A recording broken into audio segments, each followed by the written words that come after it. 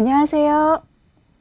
세바시 스피치 10기 수료생 나는 부모를 버렸습니다 라는 책을 쓴 정희승입니다.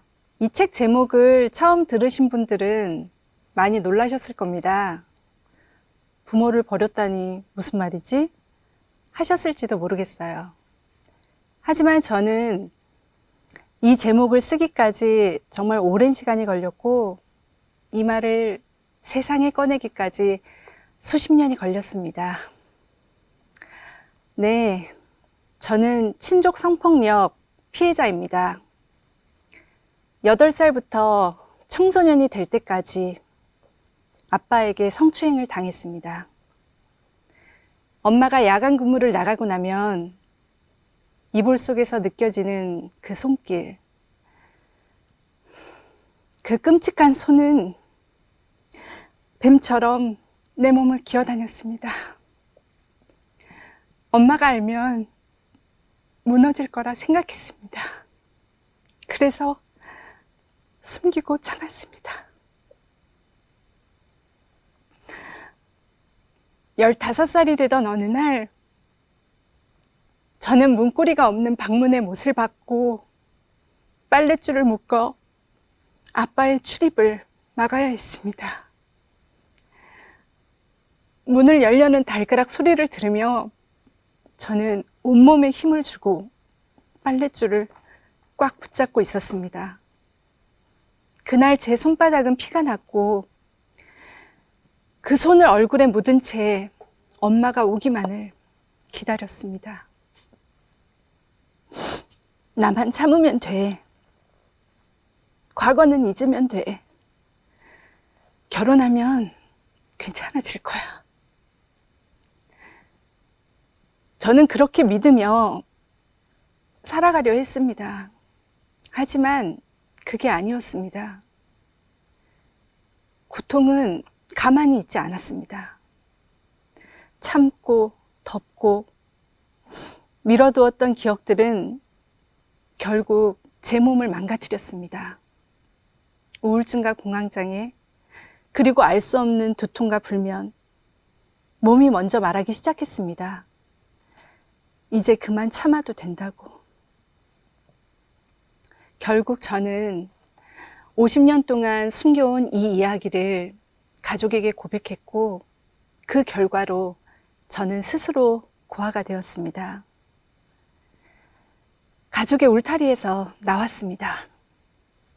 그 순간부터 제 삶의 진짜 주인이 되기 시작했습니다. 어떤 관계는 끊어야만 살아낼 수 있습니다.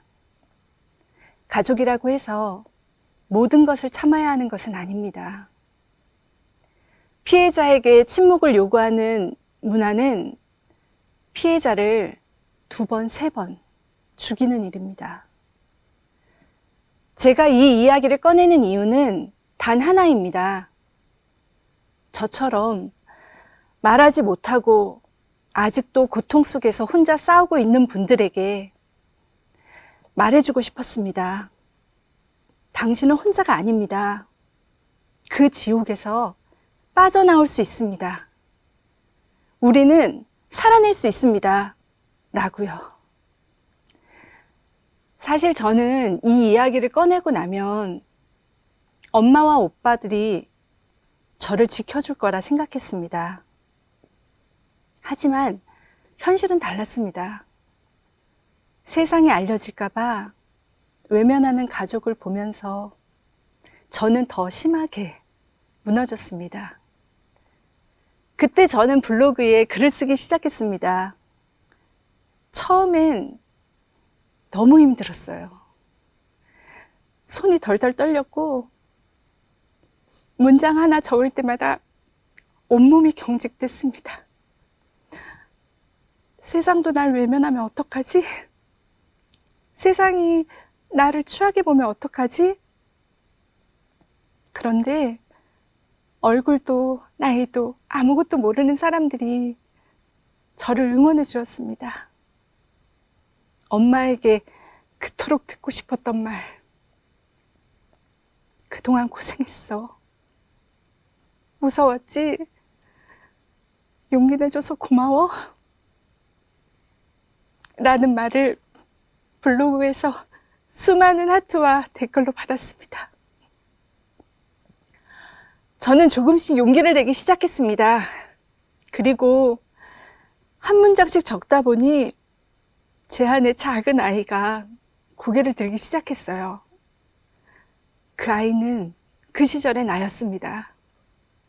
침묵 속에서 버티던 그 아이. 저는 그 아이를 꺼내어 글로 마주했고, 이제 괜찮아. 더 이상 혼자 고통받지 않아도 돼. 어른이 된 제가 그 아이를 안아주었습니다. 그리고 한참 뒤에야 저는 제 엄마도 다시 떠올릴 수 있었습니다. 딸을 안아주지 않아도 외면해도 엄마도 피해자라고 생각했습니다. 엄마라는 단어만 들어도 울컥하던 그 감정. 이제는 그 눈물을 억누르지 않습니다. 마음속 깊은 곳에서는 조금씩 용서라는 단어도 자라나고 있습니다.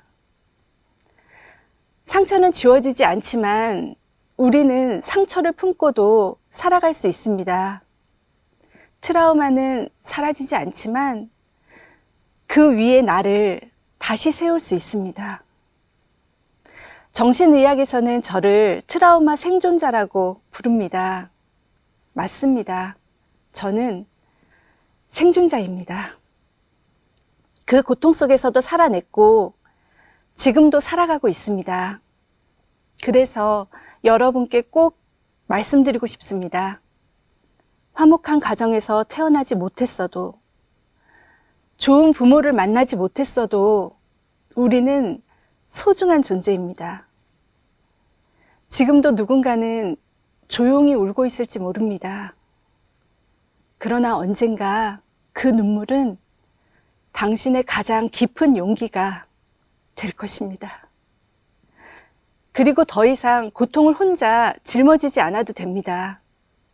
이제는 말해도 됩니다. 말하고 써내려가고 누군가에게 들려주세요. 그 순간 다시 연결되기 시작할 것입니다.